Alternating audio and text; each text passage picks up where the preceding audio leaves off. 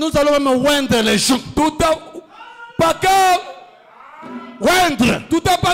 Les cas de maladie, on va prier et oindre les gens. Nous allons organiser même la Sainte Seine. La semaine prochaine, c'est une semaine décisive pour nous. Chaque maladie doit partir. Chaque blocage doit partir. Chaque difficulté doit partir. Amen. Si c'est arrivé à cause de ton péché, va arranger. Et passe la semaine prochaine avec des péchés. Arrangeons nos vies. Arrangeons nos vies pour que la semaine prochaine toute maladie puisse partir. Même la maladie qui vient de mes grands-parents, je vais demander pardon pour ça. Toi aussi tu vas demander pardon pour ça. Parce que les enfants d'Israël, quand ils se retrouvaient dans le pétrin, parce que leurs parents avaient fait le mal, ils allaient vers la prière. Nous venons de voir Daniel. Daniel, à cause de ce que ses parents ont fait, quand Daniel a compris que sur le temps de la délivrance, Daniel a recouru à la prière. Daniel a recouru au jeûne. Jeûne, prière et porter le sac. Quand on porte le sac, ça dit on reconnaît la culpabilité. Seigneur, pardonne-moi. Pardonne ce que le grand-père avait fait. Pardonne ce que tel avait fait. Seigneur, s'il y a des malheurs dans ma famille, à cause de l'inceste de mes parents, pardonne Seigneur. S'il y a des blocages, à cause de ce que mon grand-père avait fait, pardonne Seigneur. Si nous implorons la grâce de cette manière, je suis convaincu que la semaine prochaine sera une semaine mémoriale pour chacun de nous. Même les maladies héréditaires doivent partir. Branham, j'avais lu le prophète nous dire, ne traitez pas de la maladie seulement. Il y a longtemps, avec des maladies héréditaires, on chassait seulement les démons. On chassait seulement les démons. Maladie gastrite. La gastrite ne partait pas. Le problème de sucre partait. Ça ne partait pas. Branham nous a donné le secret. Il faut traiter le deux. Au lieu de chasser seulement la maladie, enlève le péché.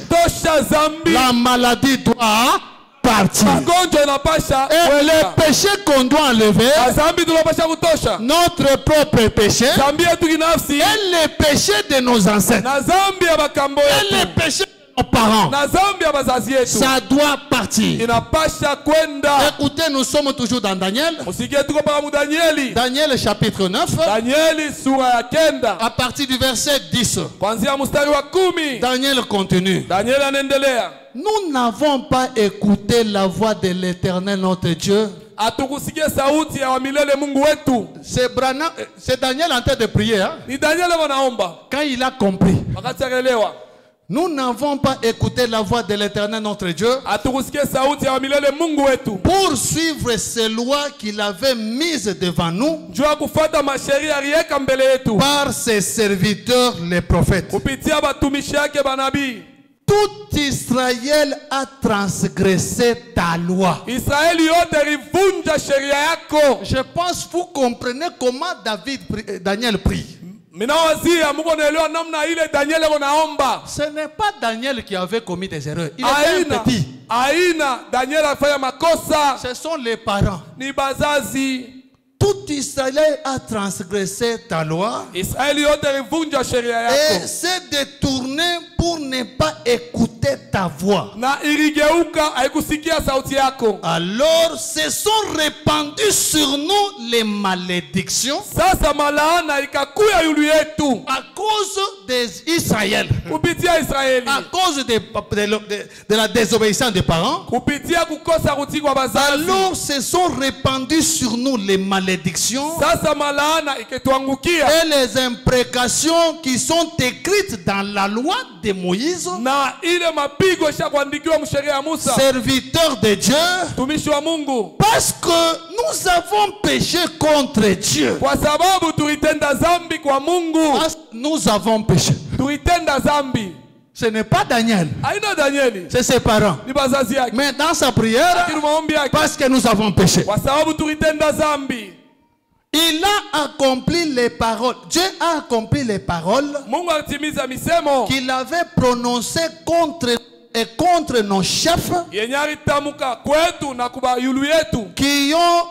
qui nous ont gouvernés. Il a fait venir sur nous une grande calamité. Et il n'en est jamais arrivé sous le ciel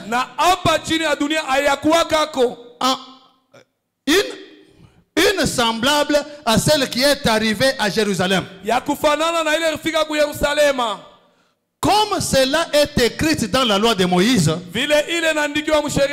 toute cette calamité est venue sur nous. Et nous n'avons pas imploré l'Éternel.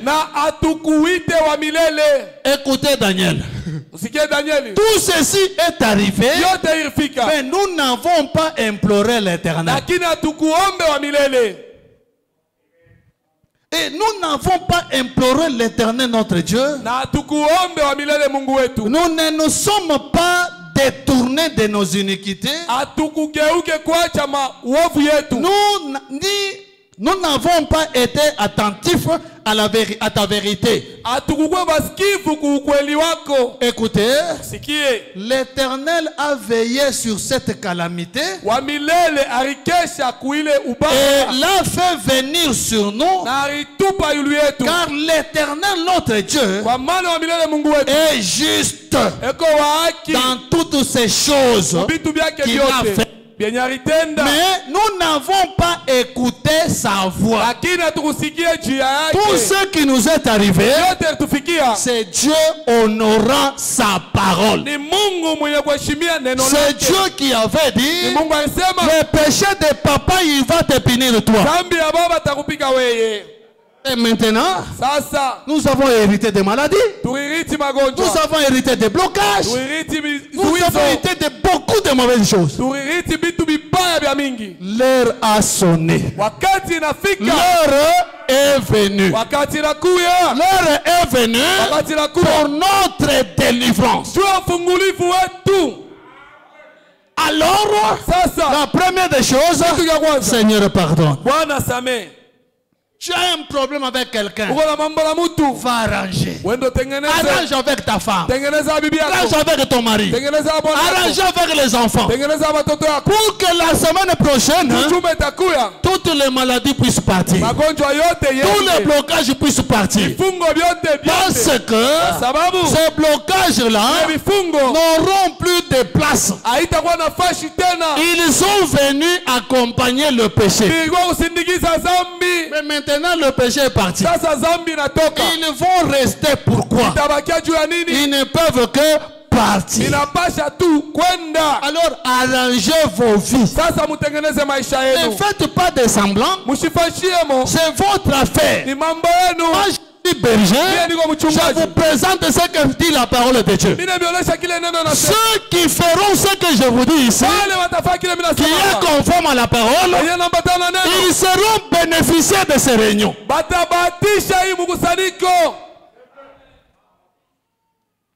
Écoutez frère Branham.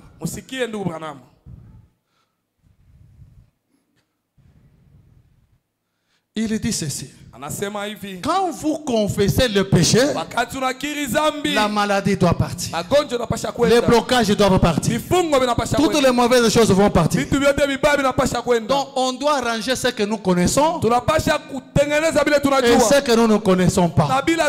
Dans nos prières, demandons le pardon même pour ce que nous avions fait quand nous étions dans papa. Pour ce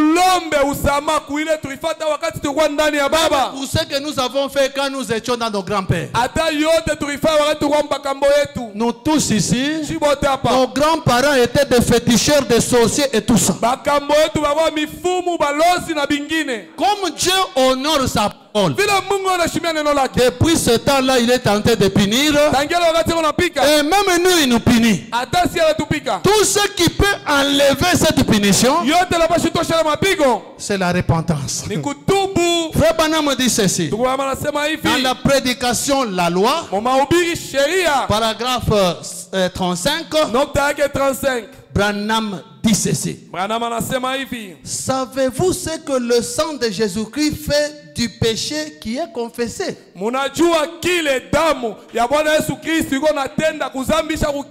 Pas seulement le péché, hein? Mais le péché est confessé.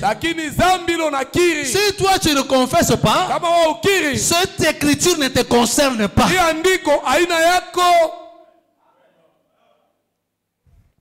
Savez-vous ce que le sang de Jésus-Christ fait du péché qui est confessé? Branham dit, vous les femmes, imaginez que vous avez une bassine pleine d'eau de javel. Imaginez-vous, si vous avez une bassine pleine d'eau de javel, et vous prenez un petit compte-goutte rempli d'encre, rempli d'encre, et vous déversez cette encre dans cette bassine pleine d'eau de javel, qu'arriverait-il à cette encre?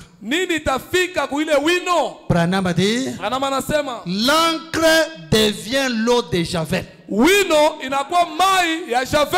Quand tu prends ton péché, on le jette dans le sang de Jésus-Christ. Le péché lui-même se transforme, devient le sang.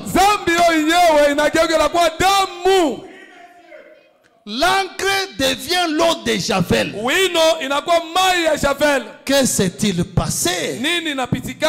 Branham dit, cela n'a pas du tout causé le moindre dommage à l'eau de javel. L'eau de javel a simplement absorbé et ça devient l'eau de javel. Ce sont les gens qui font compter tes péchés. Il a fait, il a fait, il a fait, il a fait, il a fait, il a fait, il a fait. Mais quand Dieu te regarde, je ne vois aucun péché. Ce que nous cherchons, ce n'est pas l'appréciation des hommes, c'est l'appréciation de Dieu. Quand Dieu te regarde, qu'est-ce qu'il dit? Il te regarde, tu n'as pas de péché. Branham dit que quand vous regardez la montagne, c'est quand Dieu est descendu sur la montagne et la montagne est devenue une montagne sainte. Quand Dieu descend dans cette église, cette église devient une église sainte. Quand Dieu entre en toi, tu deviens un homme saint. Les erreurs tu peux les commettre, mais tu es un saint. Regardez David, sous le sang de bouc, il avait péché, oui. Dieu l'a frappé pour le péché, oui. Mais comme il avait demandé pardon, Dieu regarde David. Voici l'homme selon mon cœur. Mais dans la parole, il est écrit, il a avait violé. Il avait tué. Il avait. Mais quand tu regardes, voici l'homme. Selon mon cœur. Pourquoi? L'encre j'étais dans l'eau de Javel. L'encre dans l'eau de Javel. Les péchés que nous allons confesser, c'est l'encre dans l'eau de Javel. Et les maladies, et les blocages, et les histoires, et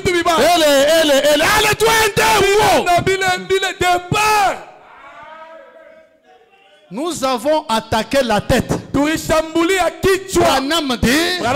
S'il y a un animal qui a placé sa patte sur toi en tête de te griffonner, ne prends pas le couteau pour couper la patte. Tu vas couper cette patte, hein? Il a encore 3 autres pattes. Mais laisse les pattes tranquilles. Laisse cette maladie tranquille. Attaque le péché. Amen. Réunion, nous laissons cette maladie incurable tranquille. Nous attaquons le péché. Enlevons ça. Enlevons ça. Nous aurons la guérison. Enlevons ça. Nous aurons la délivrance. La semaine prochaine, c'est la prière de délivrance. Il y aura d'autres hommes de Dieu qui viendront pour s'associer à nous pour la délivrance. Si toi-même tu sais que tu as encore des péchés non arrangés, ça ne sert à rien de venir nous faire passer le temps de prier pour toi. Parce qu'on va prier mais ça ne donne rien. Même te oindre, on va te oindre, ça ne donnera rien.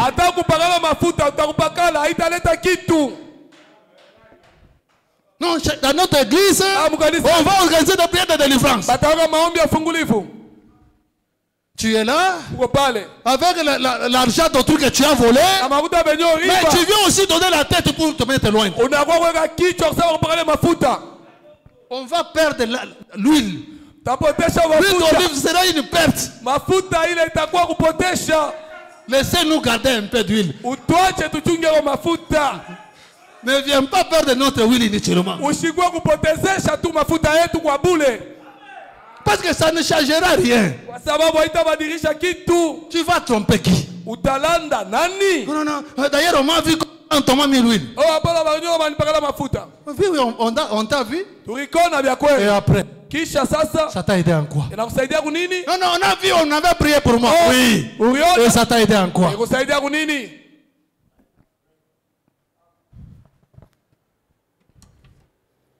Écoutez. Frère Branham me dit ceci. Bon, terminons dans notre lecture. Quand le péché est confessé sur le sang de Jésus-Christ, Branham dit, il change de couleur et devient justice. En effet, vous êtes disposé à reconnaître la chose et accepter la voie à laquelle Dieu a pourvu pour que vous soyez sauvés. Écoutez, Frère Branham dit, nous sommes dans présumé, la prédication présumée, paragraphe 56. Ici en bas, Frère Branham dit ici.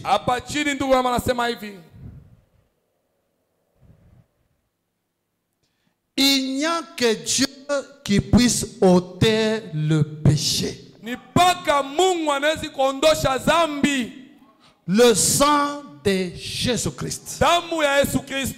Il le fait quand vous tombez dans la bassine de Dieu, c'est juste. Il est le seul qui puisse faire cela. La maladie, Branham dit, la maladie, chaque maladie vient du péché. Chaque maladie vient du péché. Non, religion d'abord c'est là. Religion d'abord c'est là. Pour que quand nous allons nous préparer, que nous sachions ce que nous faisons. Chaque maladie vient du péché.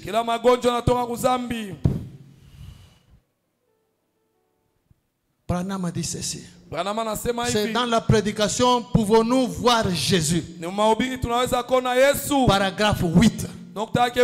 J'ai lu cette écriture même 2 ou 3 fois. J'aime que nous puissions encore lire pour que ça puisse nous entrer nous tous. Frère Branham dit ceci. La maladie est un attribut du péché. Vous ne pouvez pas traiter de la maladie sans traiter du péché. Ne traitez pas de la maladie sans traiter du péché, non. Oh, je crois Branham, c'est lui qui parle. C'est Branham qui parle. Vous ne pouvez pas traiter de la maladie sans traiter du péché. Parce que la maladie est venue comme un attribut du péché. Avant que nous ayons une maladie, nous n'avions pas de péché. Mais lorsque nous avons connu le péché, la maladie a accompagné cela. La maladie a accompagné le péché. Vous devez traiter de tout le deux à la fois. Épouse parole. Le prophète que vous croyez là, pour le cas de votre maladie, Branham dit, vous devez traiter de tout le deux à la fois. Donc la prière avec des péchés non confessés, c'est une perte de temps.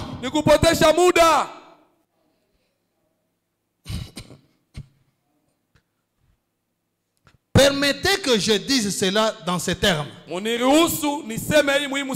Si un grand chauve avait sa patte posée sur mon côté, mais déchirant les côtes, le reste du corps de l'animal ne me dérangerait pas. En dehors de sa patte avec laquelle il me déchire les côtes. Branham dit, je n'ai pas besoin de chercher un couteau pour lui trancher la patte. Il faut simplement le frapper à la tête.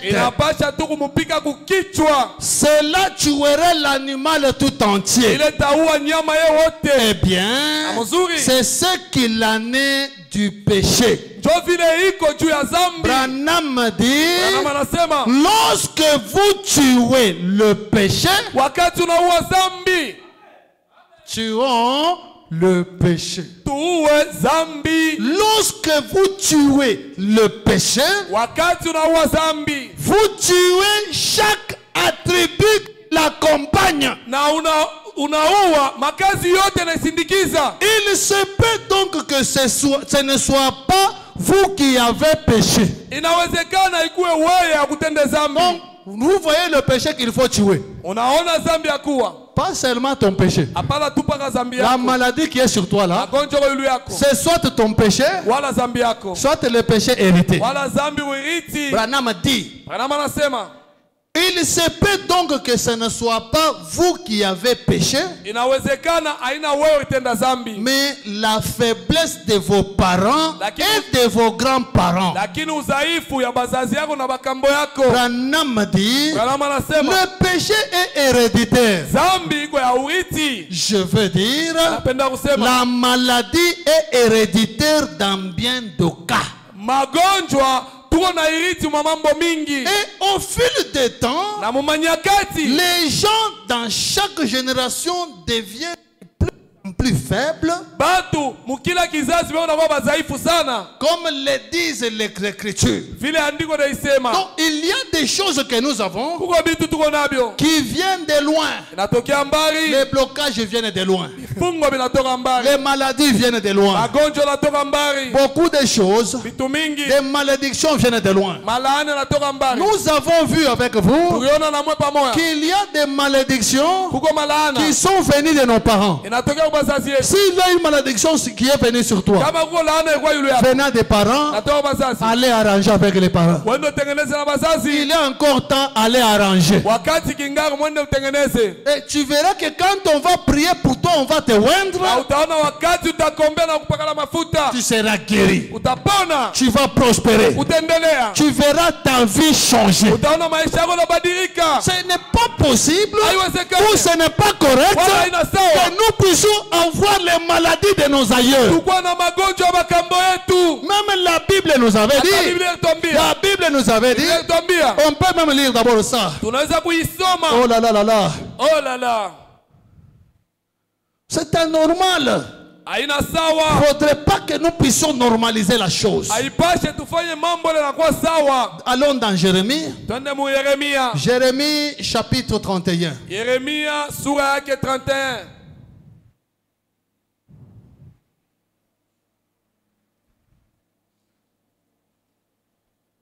Jérémie chapitre 31. Commençons même par le verset 28. C'est Dieu qui a promis ici. Il dit ceci. Et comme j'ai veillé sur eux pour arracher. Comme j'ai veillé sur eux pour arracher. Abattre. Détruire, ruiner et faire du mal. Comme moi Dieu, je veillais sur vous pour arracher, pour abattre, détruire, ruiner et faire du mal. Ainsi je veillerai sur eux pour bâtir et pour planter, dit l'Éternel. En ces jours-là, on ne dira plus les pères ont mangé les raisins verts et les dents des enfants en ont été agacés. Mais chacun mourra pour sa propre iniquité.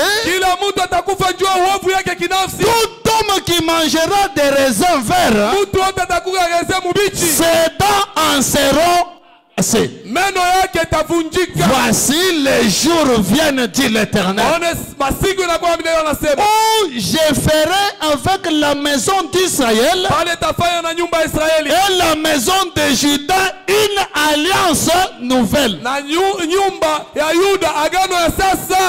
aujourd'hui, nous avons une alliance nouvelle. Il faut que la maladie qui est sur toi soit la maladie qui vient de ton péché. Alors, si il y a les maladies héréditaires, ce ne sont pas les maladies qui viennent de ton péché.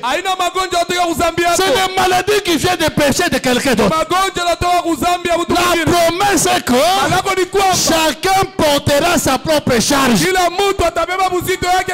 C'est vrai, à l'époque, on pouvait porter la charge des autres. C'est une alliance. Mais Dieu a promis qu'il va traiter une nouvelle alliance. Nous sommes dans une nouvelle alliance. Et dans cette nouvelle alliance, chacun doit porter sa charge. Voici, les jours viennent, dit l'Éternel, où je ferai avec la maison d'Israël et la maison de Juda une alliance nouvelle. non comme l'alliance que j'ai traitée avec leur père. Le jour où je les saisis par la main pour les faire sortir du pays d'Égypte.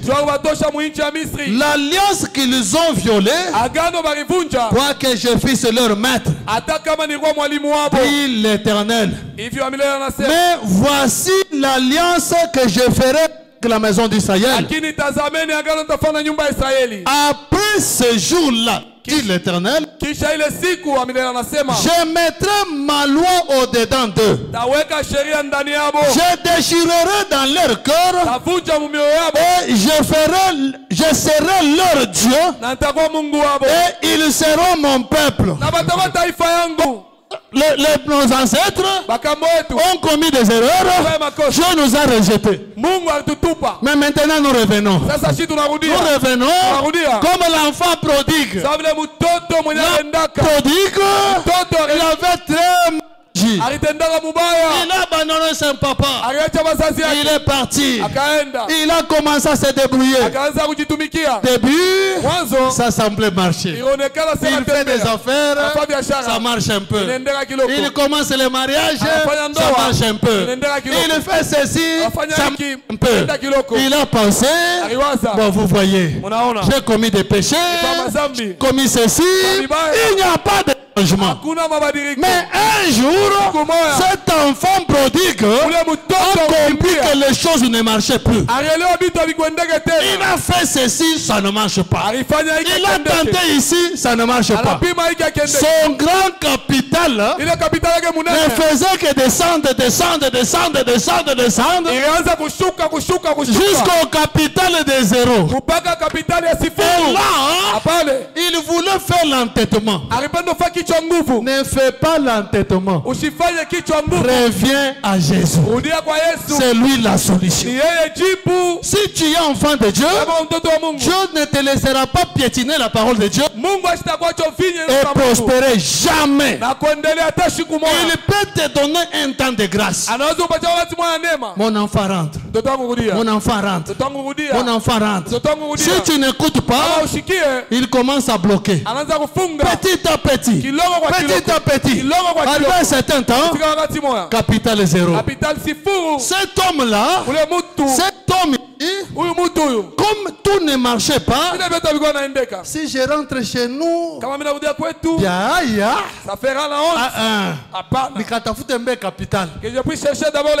il est parti chercher un travail.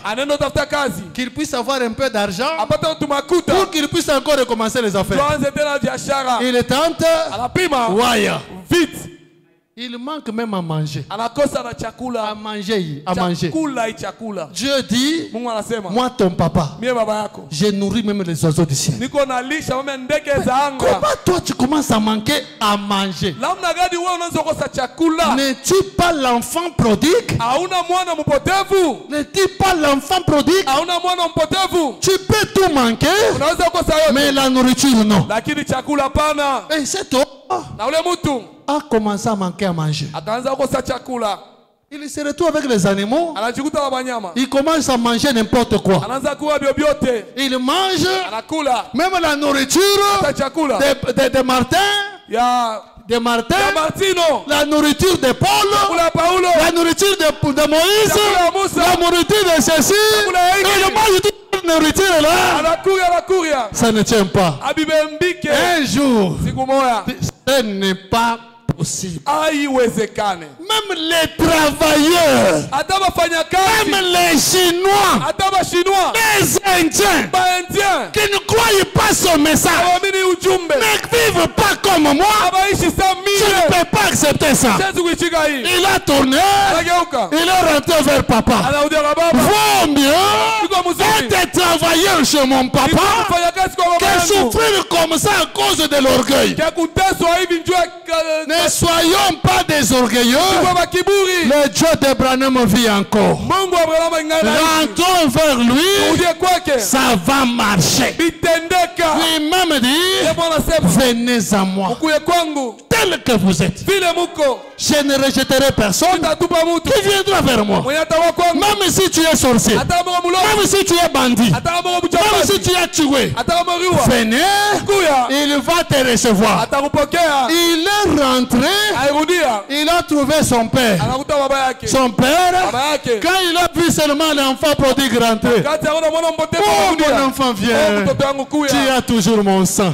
Même toi, tu as toujours le sang de Jésus. Frère Branham dit, un enfant de Dieu reste un enfant de Dieu. Peu importe le niveau du péché qu'il a éteint, il est toujours un enfant de Dieu.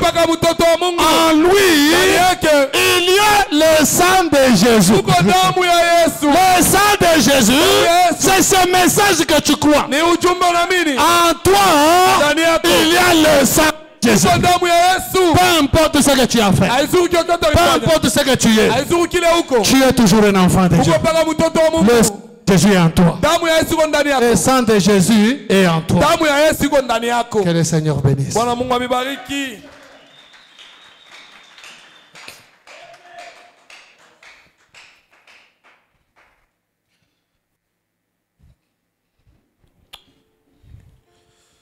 Numéro 206. Crois seulement.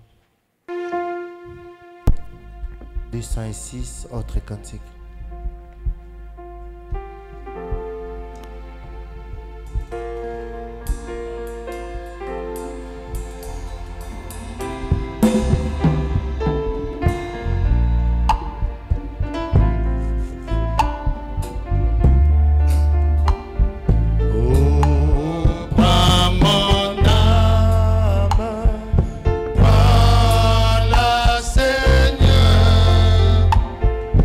Et